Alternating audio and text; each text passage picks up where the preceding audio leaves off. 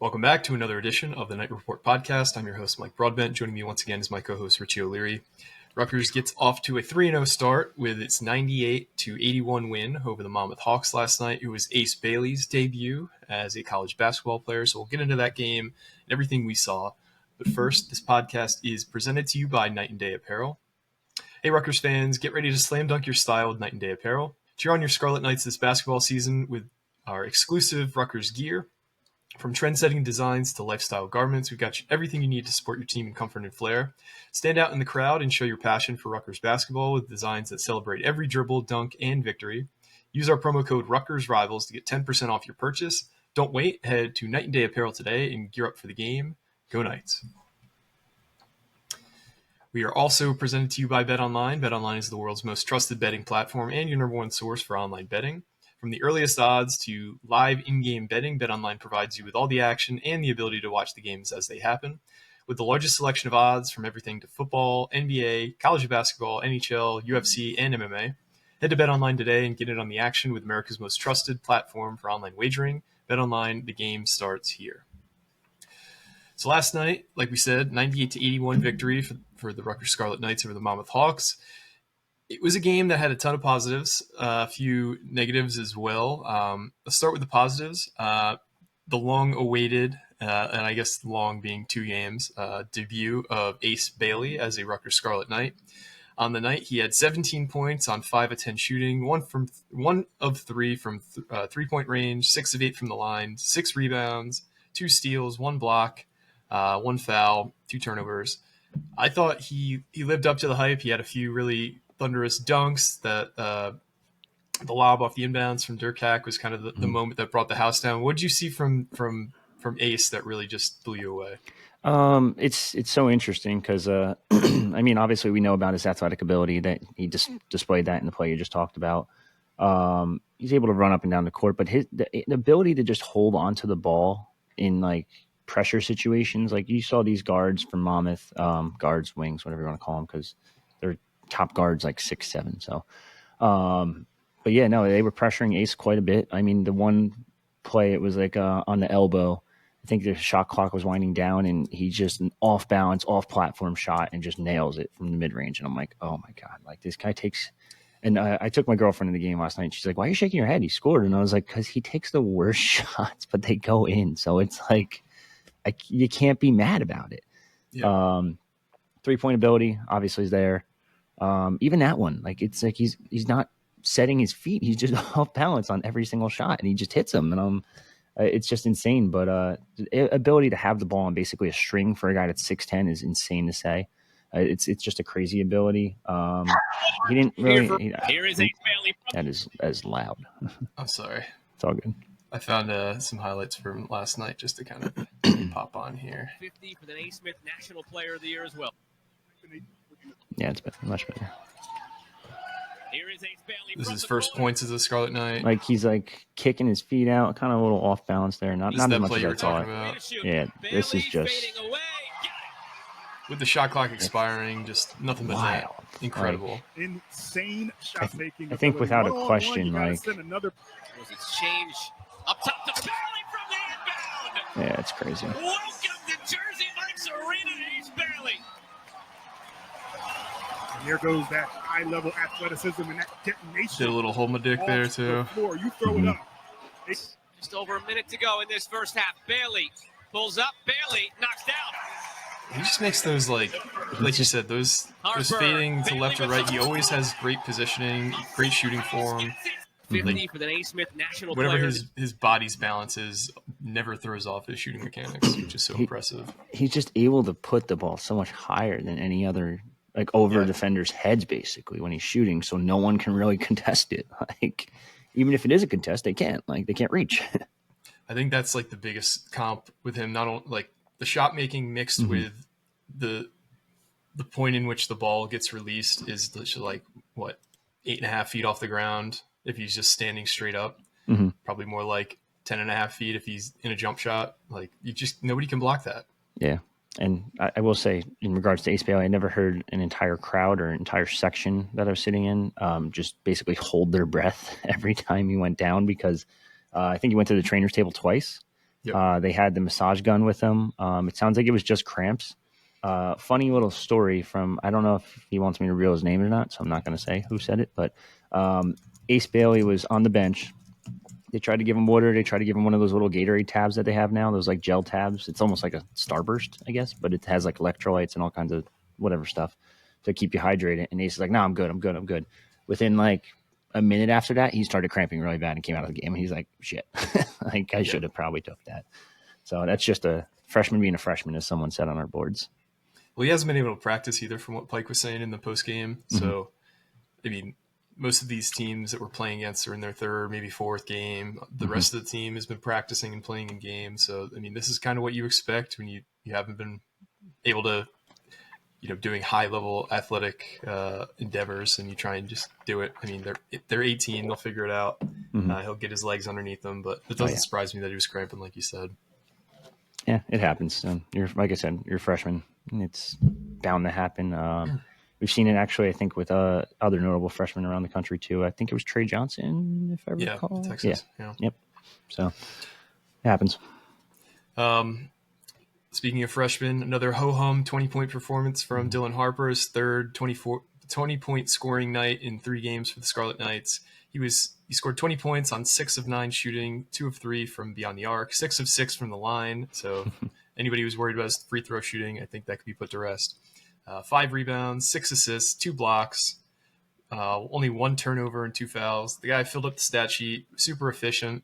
And this is, I think he had to force way more shots in the second game against St. Peter's than he did tonight, because he just had Ace Bailey on the wing, free to shoot. And I think they did a really good job of distributing the ball for most of this game. We'll get into where we saw some flaws at some point, but I think there was way more positives from everybody's game last night. What did you see from Dylan that stood out to you? His finishing ability is like insane. I keep using the word insane, but it's just, there's no other way to describe it. It's amazing, I guess you could say. Like, there was one free throw, and I'm trying to see if I could, or not free throw, I'm sorry, one drive to the rim where it is in the second half. It hits like such a weird point of the backboard, and it's just able to spin it perfectly and just fall in. And it's here. I actually just found it, and he's like not afraid to go up against anyone either, which is awesome. I'm not gonna put the sound on just so it doesn't go out in case. Yeah, good idea. But like where this ball hits and where it finishes is just, it's crazy abilities. Like the physics of that shot didn't seem real. And even if he's going up on the left side, I know he's a lefty, so obviously he prefers the left side, but even his right hand's really good. And his dribbling ability, his passing ability, his vision, and his biggest concern coming out of high school was a 3-point ability, and there it is right there. Yeah, he's been a really good shooter from beyond the arc. I want to say he's shooting roughly 50% from 3 this year. Great Looking defense. At his stats now, he's shooting. He's shooting 31% from 3. It's just, he does it all. Like, he's really the complete player. He's not flashy athletically like a Cooper Flagg or like an Ace Bailey type or VJ Edgecombe, but he just does everything at above average rate. Like, he's just a very good passer. He's a very good scorer. He has great vision. He can rebound. He can play defense. You just saw the block before. He can hit the 3. Like, he is the complete player, and it's going to be a big reason why I still think he's probably going to be a top 5 pick. Yeah, and I think he's shown flashes of really high-level defense. Like, he clearly has the athletic ability and like the basketball smarts to stay in front of basically any guard. I think there are some lapses where he thinks he might have help where he doesn't, or he doesn't necessarily follow a guy to the hoop. I don't know if he wants to just not get too many fouls, but there was a few times last night where he didn't even really contest like a layup that the guy he was guarding was going up for. And again, it's these things they'll learn from, I'm sure. And I'm not like some like basketball savant, so take what I'm saying with, I guess, a grain of salt, but I do expect his defense to get better as the season goes on.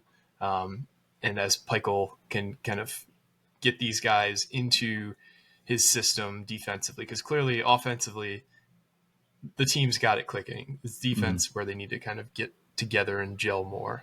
Yeah, I mean, this perfect on-ball defense, footwork, everything, hit the ball too. Yep. Yeah, that's just like he is a thing of beauty. There's enough flashes there where I think by the end of the year he's going to be I wouldn't say as good of a defensive player as offensive, because I think his offensive game is just stellar, but I think he'll be comparable. I think his defense will take huge strides this year, which honestly, like, people were at least nationally wondering, like, why would these guys come to Rutgers? Because most guys coming into the NBA are way behind defensively. Like, the offensive game is what got them drafted, and if these guys can come in to the NBA defensively at least average for the NBA, that'll be such a huge boon for their draft stock. Yeah. He also cut down on the turnovers in this one. I know he had 4 in the first one, 3 in the second one, and just 1 in this one. So he's playing smarter basketball. You can blame the first 2 on jitters. You can blame it on freshman mistakes. You could blame it on just bad passing. But when you have an Ace Bailey out there, it makes things a lot easier for everybody. Yeah, super efficient too. How many times do you see a guy get to 20 points on only 9 shots? It's not something you see very often. 57 and a half on the year is like, it's a pretty damn good number. Oh yeah.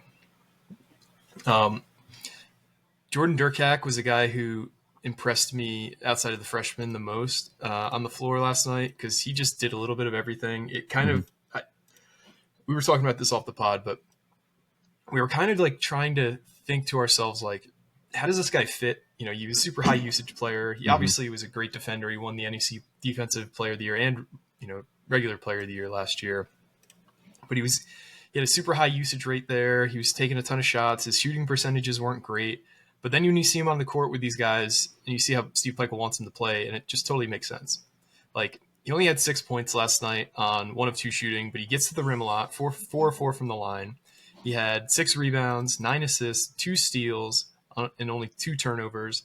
The guy just does a little bit of everything, and it's kind of like when you have these 2 guys, when you have a handful of guys who just do certain things so well, you need that, like, bonding agent players who can do a little bit of everything to kind of make everything cohesive and make sense, and that's exactly what Jordan Derkack does. He fills in those gaps in between everyone else and just makes the team better. What did you see out of Jordan that impressed you most? His passing ability has been absolutely phenomenal this year. If you've looked at our Twitter account at all, I posted it, or X, whatever you want to call it. I posted it before. I did just basically every like notable assist from Derkack, and obviously there's 9 of them yesterday, so that's it's hard to go through all these clips, but just watching it, try to pull it up again. I know I hate to keep sharing tabs, but whatever. Like, even this one, like Ace Bailey in the beginning, like, I feel like people are just staring down Ace because it's Ace's first basket, but like, that was a beautiful pass by Derkack. Well, that's also what we were so excited for the season, is the drive and kick game, because if that second defender comes in and sucks away from his man like he did, like, that's exactly what you should be doing. Right. Whereas if he doesn't get help, and boom, you want him taking that to the hole. But he just makes the right plays. Puts the ball perfectly. Like, and like the fast break transition ones are my favorite ones, because he's right chucking here. And he's done this like 3 times already this year. That was such a crazy pass. And he did it to J Will the game before, like another wide open Martini. Like, it's so nice when you have actual like 3-point shooters for a change. Yeah. This one was really nice because wide open. Because he also passed him into an open place on the court, which is something that's kind of underrated with passers, where it's kind of like the ability to hit a guy on like a screen pass where he's standing still versus hitting a guy downfield where you have to kind of time it up so he runs underneath it. Not to that same level for a quarterback, for a guard, but you saw how Dylan moved to a spot on the court where he had a better shot versus where he was standing stationary. Yeah, and on top of it all, he's a pretty good defender. Maybe not on that play specifically, but like just a really good defender. Really, it was tough because of like a lot of those shots from Abdi Bashar, who we will probably talk about at some point.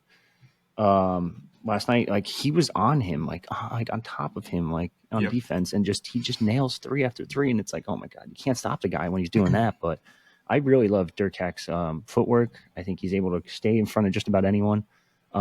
His defense ability, he's not as fast as Jacob Young, but I think he's smarter on defense than Jacob Young, if that makes sense.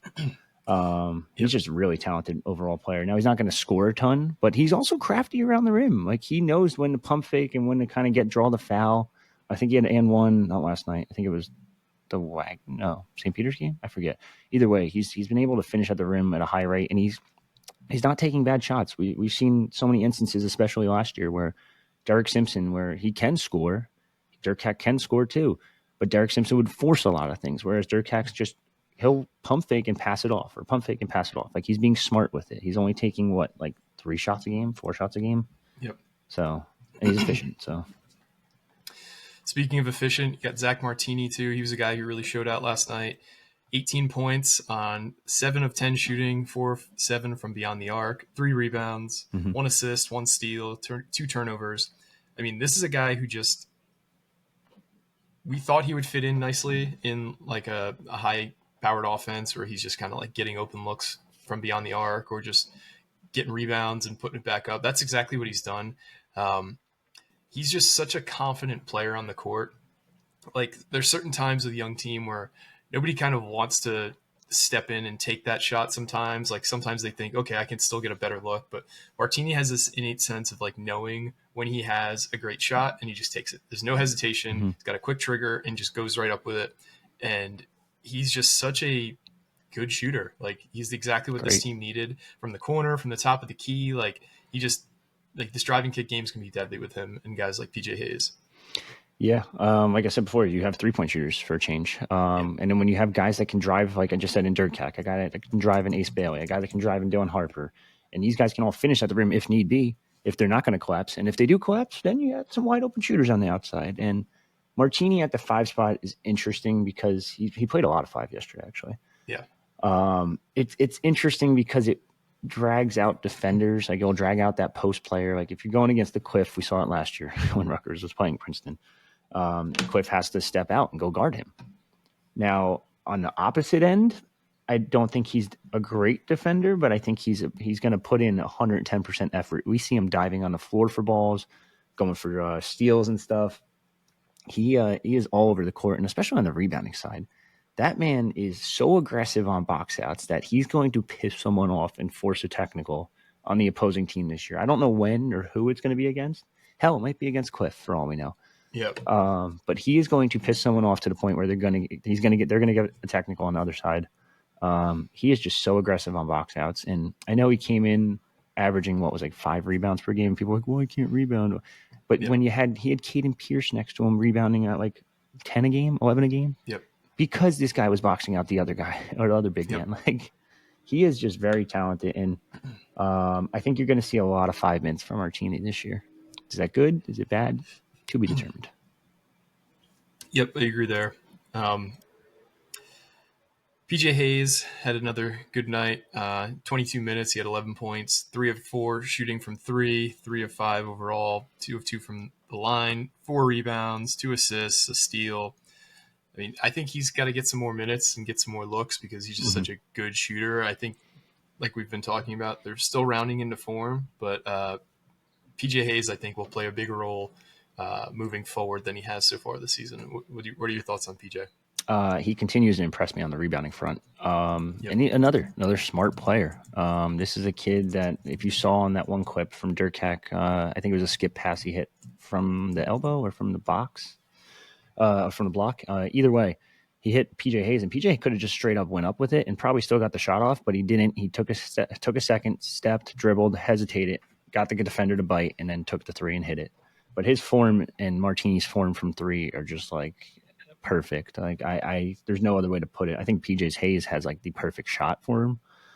That guy shoots a million times a day, as you could see by his latest NIL deal with what was it, Jump Shot Jim? Said he shoots like 200 every time he goes in, 200 threes. But he is just a guy that's going to light up the scoreboard too. And I hate to keep making these predictions because it could come back to bite me in the ass, but I think there's going to be a game where PJ Hayes hits like 6 or 7 threes, and you're just going to holy shit, like if not more. Totally, like I don't want to like say more because it might be pushing it, but he's just so consistent from 3 that, like you said, you got to get him on the court more. Plus, he's a good rebounder. He's been a solid defender. This is not the same PJ Hayes I saw in May or June whenever they arrived. I think it was June. Because that PJ Hayes was a little out of shape, couldn't really play defense. This PJ Hayes lost he has to be at least 15 pounds. And he looks more muscular, looks like faster and quicker on the court. He's one of the first people up and down the court in sprints during practices. Like I would have never guessed that they could transform him that much, that quickly. But that's a shout out to Van Dyke and that strength and conditioning staff. They are next level. Yeah, and speaking of transformations, another guy who's really done a great job with that is Lathan Somerville.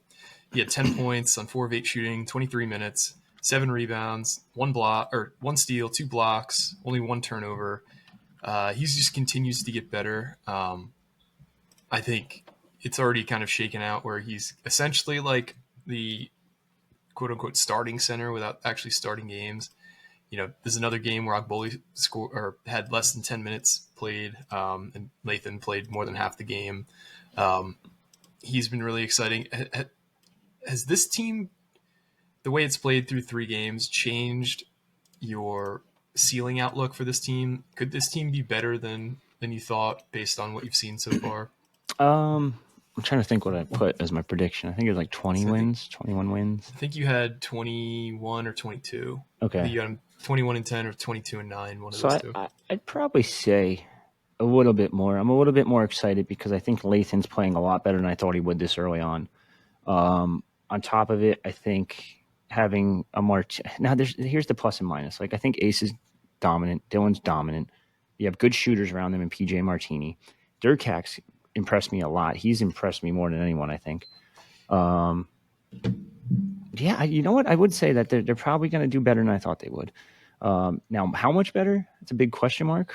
So I can't really say for certain, but I do think they're going to be better than 21 wins. I'll say that. Yeah. I think if they do become better than we expect, they need to really figure out closeouts around the perimeter because the teams we've played so far have killed us from 3. Teams against Rutgers this season are shooting 39% from 3 collectively.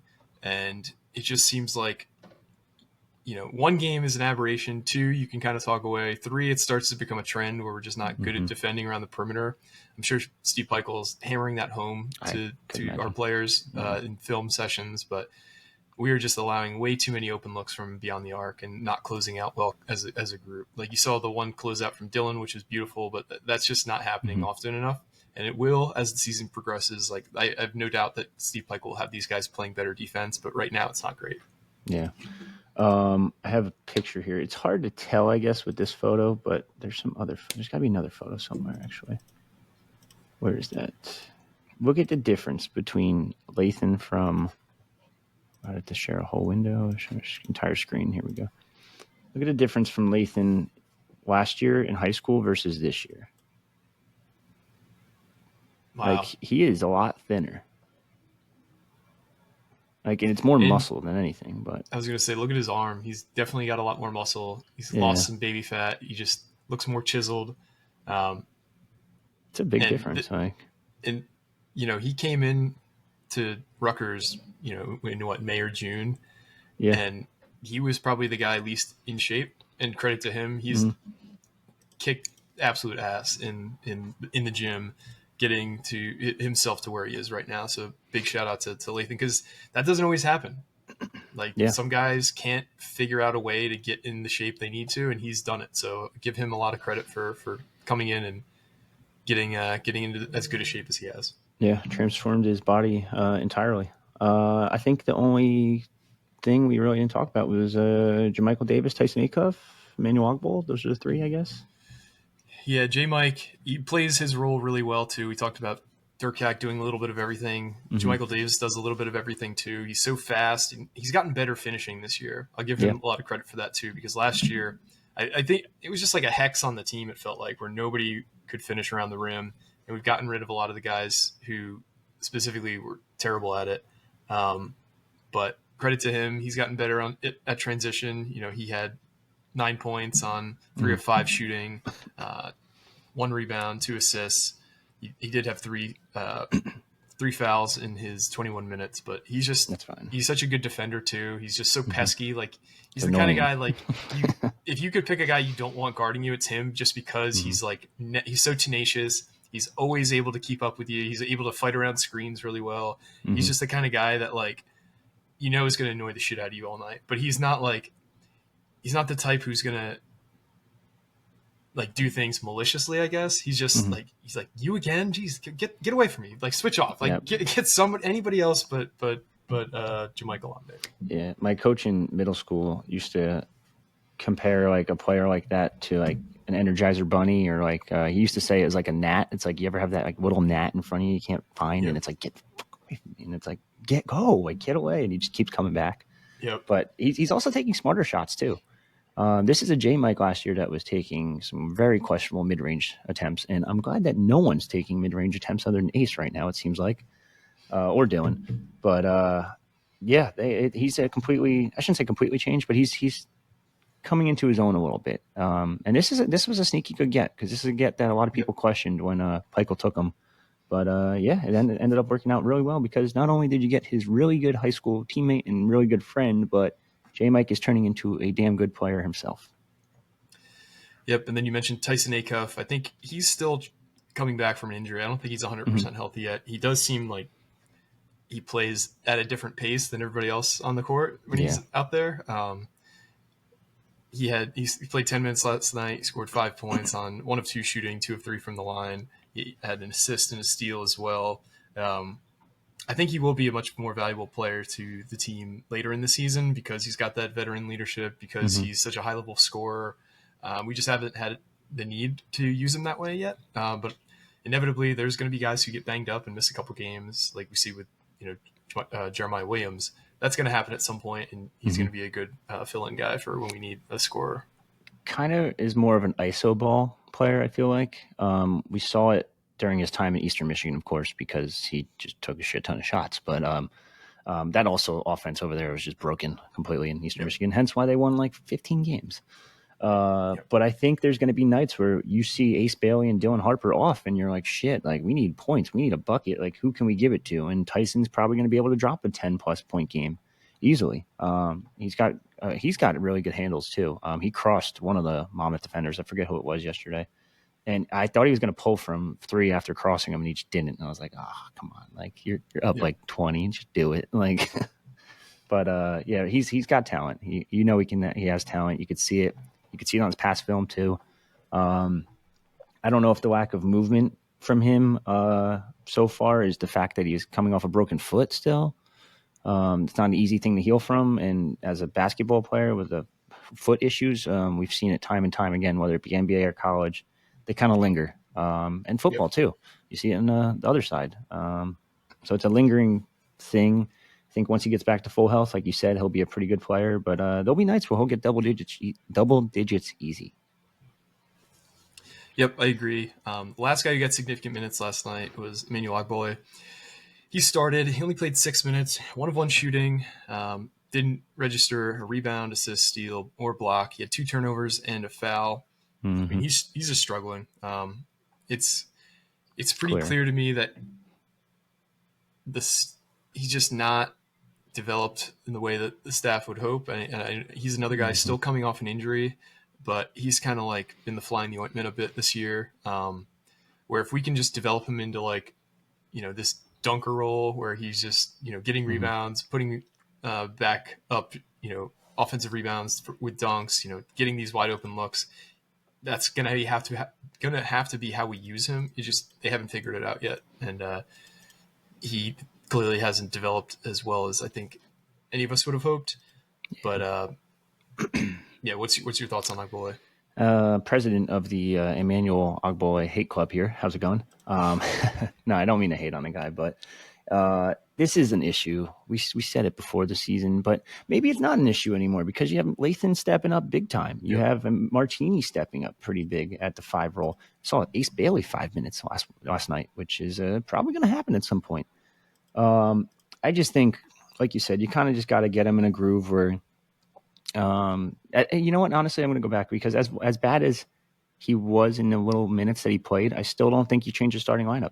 Still think if you can get a solid 5 to 7 minutes out of him in the first, maybe even 10. I think that's what he had yesterday, 10, maybe less. 5, 6. I think if you can get 6 or even more minutes than that out of that first half from him, that's fine. I just need you to play a little bit of defense, go in there, just disrupt some things in the paint. He still needs to learn the game of basketball. He makes stupid fouls, ticky-tack touch fouls, and guys will go up for like a – and I need him to put a body on someone. Like I would just be sitting there I think I said this with Alec last week. In practice, I would just be sitting there every single day, just telling him, like, I'm just going to chuck things off the backboard. You're going to go get them and box out Martini or box out. I'd probably do Martini or get Grant and Dortch. Grant is a great rebounder. Go throw Grant against him every single play in practice for like an hour straight and just have him learn where the ball is going to hit the rim, where it's going to go after it hits the rim. And I'm not asking you to get rebounds. I'm asking you to just box out someone at this point. And then I need some interior defense. I can't have like reaching over like this, and then you're going to commit the foul. Hands straight up. You're taller than everyone. You're bigger than everyone. You're more muscular than everyone. You are not going to be able to get bullied by just about anyone on the court. So I need him to just stand his ground, be stronger, just honestly just be taller too. Like just put your hands up, and he's not going to really face a test, I think, until I'm looking now, probably not until Notre Dame game. And that's when they have Keba NJ, who's a 6'10", 250, and that's where it's going to be interesting to see how he does, because Merrimack, Kennesaw State, like they're low majors, mid majors, whatever you want to call them. They're not going to have a big guy that's anywhere near the size of him, and Keba NJ is probably the one that's the matchup I'm really looking forward to for Ogboy, because if you can get him ready by then, maybe they have a chance of making some noise in Vegas. Yeah, I think the concern with me is ultimately when you talked about somebody gets into foul trouble, like say Lathan gets into foul trouble early, 3 fouls in like the first half or something like that, we're going to need Agbole to play some useful minutes. So you can't just give up on the guy, which obviously Michael is not. But there clearly needs to be some development there, because you're going to need him at some point. Like you're going to need every single scholarship player for the most part at crucial points in the season. So they just need to figure it out with him. That's all I got on my plate here. Rutgers plays tonight against Maryland. Depending on when you're listening to this, it might already be over. But if you're listening to this before the game, we will have a live recap show like we always do at right around 10 p.m. So stay on the lookout for that. If you watch us on YouTube, if you just go to our YouTube channel, click the live tab, or you click I think the icon shows it when it's live. Yeah.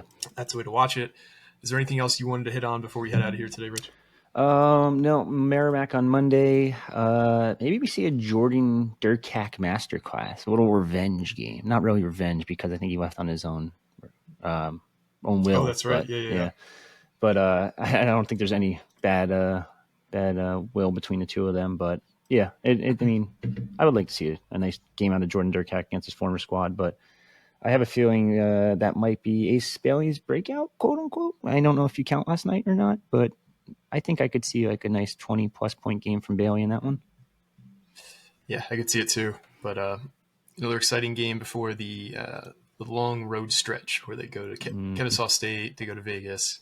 And I think the next home game after that is that Seton Hall, or is that that is a good it's Penn State. Oh yes, there's a Big Ten, because they want to throw Big Ten play in the middle of the out of conference play for some reason. It's fun, right? Yeah. Whatever. Just me being annoying. All right. Well, thanks once again for listening.